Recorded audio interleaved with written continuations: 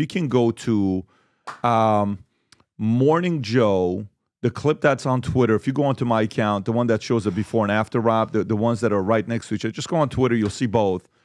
A clip came out that was perfect because you can see them, how they were speaking about it then and how they're speaking about Trump now. If you can make this bigger up so we can all see it, perfect. Go ahead and play this clip. Watch this, folks. He says that the news network that is most critical of him should be taken off the air. This is not a reach. I could go back and talk about Nazi Germany, and I do it without any concerns whatsoever. And if people can't start drawing the parallels, well, you're just stupid, or you have your head in the sand, or you're one of them. Over the past week, Joe and I have heard from so many people, from political leaders to regular citizens, deeply dismayed by several of President-elect Trump's cabinet selections, and they are scared. Last Thursday, we expressed our own concerns on this broadcast and even said we would appreciate the opportunity to speak with the president-elect himself. On Friday, we were given the opportunity to do just that. Joe and I went to Mar-a-Lago to meet personally with President-elect Trump. Yeah. It was the first time we have seen him in 7 years. Now, we talked about a lot of issues, including abortion, mass deportation, threats of political retribution against political opponents, and media outlets. We talked about that a good bit. And it's going to come as no surprise to anybody who watches this show, has watched it over the past year or over the past decade, that we didn't see eye to eye on a lot of issues. And we told him so. What we did agree on was to restart communications. Neither did your My father often spoke with world leaders with whom he and the United States profoundly disagreed. And just go 2 tweets down, by the way. To be like, are they doing this because they just want to go a little bit lower, Rob? Yeah, if you can just go lower, and right there. This is from Glenn Greenwald, okay, that just came out. Lots of articles on that. MSNBC audience has completely collapsed, disappeared once Kamala lost, and the got disillusion, but the full extent is shocking. The primetime show can't even get 75,000 people watching in their key demos. Weekend won't even do 30,000. Click on this thing so we can see it, Rob, if you can zoom in a little bit so we can see both. You can triple MSNBC and CNN together, and it doesn't equal Fox. You can triple CNN and MSNBC together, and it doesn't equal Fox. Correct. That makes sense right there. If you put Melbourne Blitzer, 130 times 3 is 390. That still doesn't beat Brett Baer.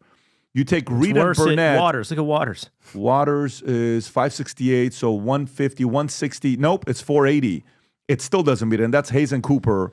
Keep going lower, Rob. I mean, Tom, when you look at these numbers, 62. Where is Morning Joe?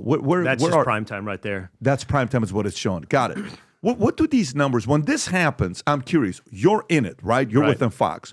You guys are not accustomed to winning. You've been winning and dominating for a long time. So you guys don't know what it is when your numbers lose. Well, but what would it be like? I guess what I'm asking is, what do you think is going on in there for them to come out and say, we got to go meet Trump? Is it their decision, or did the boss say, if you don't go and make it good with us, we got to discontinue the show? I've got a couple of thoughts on this. You brought up a guy. I've never met this guy, Scott Jennings at CNN. Never met him.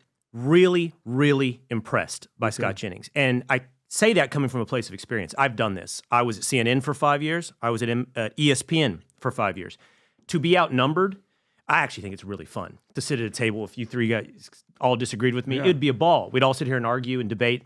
Pat likes it when I'm in that mode with Stephen A. Smith. Scott does it so well. He does it so well. He had a clip, and I think you have it, but he had a clip arguing with John Avlon about why the medical, to our last conversation, industry lost so much credibility. And Avalon talks about disinformation, this and that. Like, no, they lost their own credibility by giving us all bad information through COVID, by continuing to look into our face and lie. Is that it? Is that the That's clip? it. I don't know if you want to play the clip. Play the clip, and then I'll come Is back. that Being intellectually honest, there's really no good reason why Bobby Kennedy, RFK Jr., should be HHS secretary.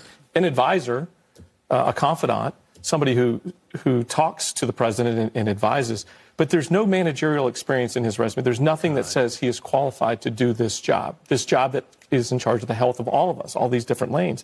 If he has views and has insights around food sources, around vaccines, then those should be given in advisory roles. Why? Well, because... Well, what were the qualifications of the previous ones? Yeah, well, I think it's important to always remember that you put yourself... Say that again? What were the management qualifications? I mean, Xavier Becerra. I'm not talking about the previous. I'm looking forward. But you're calling into question whether he could actually do this job, and I think it's absolutely. I think America is now, and I think it's important to discuss it because Xavier Becerra was just a lawyer and a politician with no management experience. So does two negatives, two wrongs make a right? Sylvia Burwell was a Walmart lobbyist. Donna Shalala was a university person. Look, RFK Jr. is a nut. The fact. Oh, look. Okay, so that's different than what you just said. You just said he doesn't possess the requisite managerial experience. But then we get to the real issue here, which is you want to insult the man, which is your right to do because you opposed him in the election. But you, Doctor, are raising the issues that he has been raising, and I think they're appropriate questions to raise. I don't know whether he can be confirmed or not. The vaccine stuff at the table is obviously going to be the flashpoint of this hearing. But I'll tell you one thing. This whole issue of the CDC and these public health agencies, look, public trust in the health regime in this country is as low as it's ever been. But why? It's because of COVID. Right. Because of school closures. Because of mask mandates. Because this country was. But let me just finish. Because this country was drugged through a bunch of condescending and heavy-handed mandates that all turned out to be garbage, and that's why it's low. And the questions are valid. And RFK is the answer to all of that. Yeah, but RFK helped promote the assault on the CDC that lowered the disinformation that led to more than a million deaths, Scott. More than 1 million deaths in the United States, higher than any other industrialized nation per capita. That's the result of failed policies, the demonization of the conspirity theories. Whose policies? All right, under the Trump administration. John, let me So, Pat, after an election, Fox's ratings went down in 2020. We need to be open and honest about that after Trump lost. So there's a depressed effect. People that lose elections get depressed and tune out. You don't want to watch when your team loses on Sunday night. You don't want to watch First Take on Monday morning. But if you win, let's hear it, baby. Let's get after it. So some of this for CNN and MSNBC is that. But the more important part is what's being talked about in this clip. Loss of credibility for the medical establishment, loss in credibility for media that lied to you for 4 years. Yep. I will hope that this audience that watches CNN and MSNBC is asking themselves serious questions about their information bubble because they have received nothing but misinformation and lies. Yeah, and by the way, did you see Joe Scarborough's face?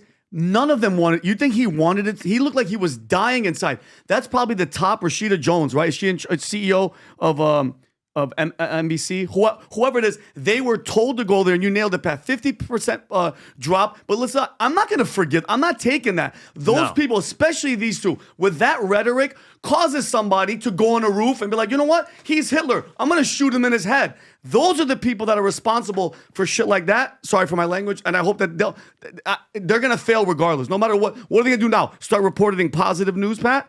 Are they going to start reporting, hey, Trump's actually not Hitler? It's not going to work, bro. We're not going to listen to it. Look, there's two things going on. One is there is an underlying reality that's happening is that there is a technology shift and a viewership shift happening among all the viewers. They're turning to streaming. They're watching online. They're watching over the top. They are not locked into a cable subscription and just watching the big four or jumping around the two that they like. That is real. And it's changing the number of viewers that are available to MSNBC and the cable nets in a traditional form.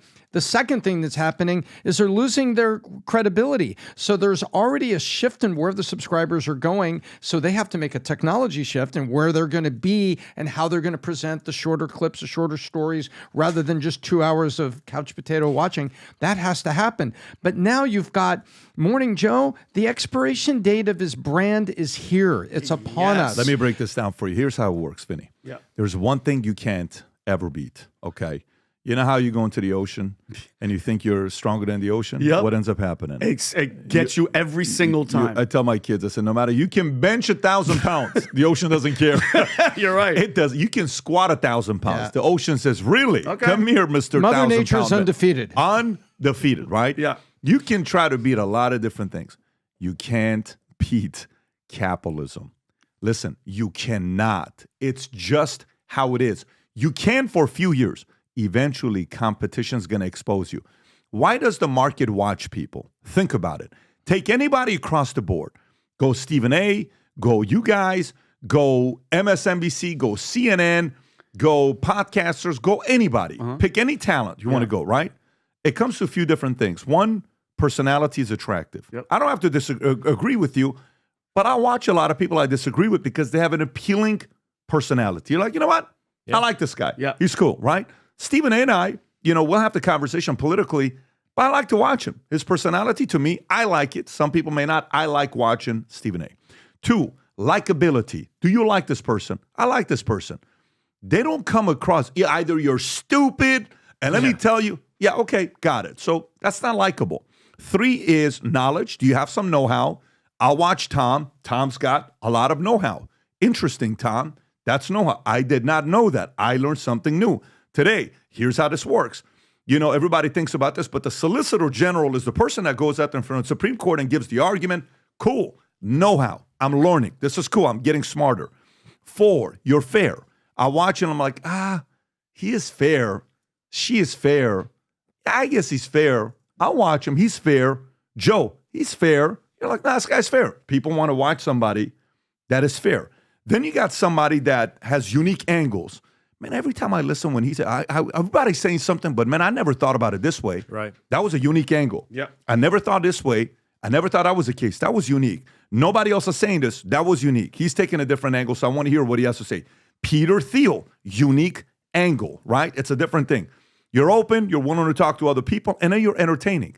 So you take those 7 things and you put these guys on a score, Richter scale, on a golf score. You're like, dude. Fail all of them. That's the point. All of them. That's the point. So you're sitting here saying, like, listen, man, you know what? Boom.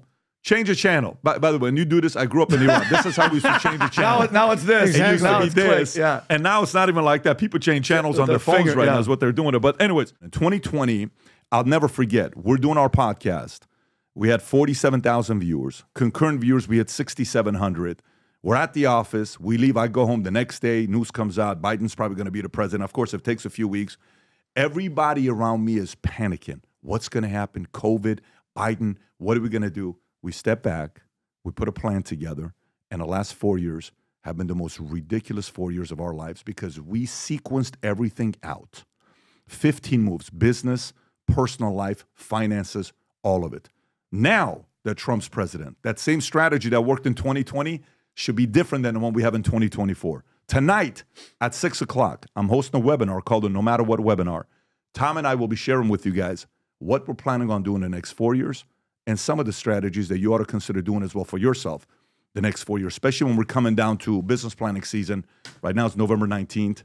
January 1st is going to be here like in the next 6 weeks. And those of you guys that got big plans in 2025, planning starts now. Go to vtwebinar.com, vtwebinar.com. Put it in your calendar. It's only 5,000 people that can be on.